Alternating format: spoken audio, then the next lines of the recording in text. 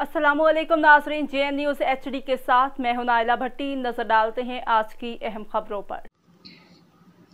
Bureau chief Subhash Kotak, divisional bureau chief नुमाइंदगान सिंध झुड्डो शहर के मगरबी हिस्से से गुजरने वाली परान नदी में कई रोज से जारी शदीद तुगयानी के बाद बारिश पड़ते ही बिलाखिर परान नदी का पानी ओवरफ्लो होकर शहरी आबादी में दाखिल हो गया।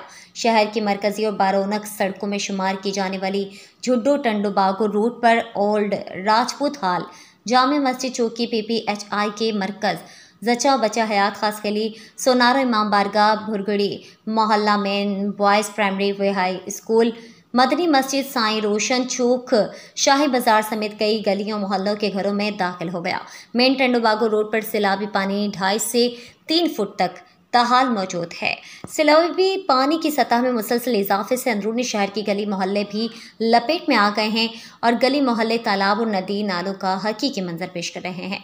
सैलाबी पानी की झुड्डो शहर की जानिब से बढ़ती हुई रफ्तार और शहर में मज़ीद सैलाबी पानी दाखिल होने से रोकने के लिए इंतज़ामिया ने हयात खास गली पुल के करीब आर्जी बंद बांध दिया है।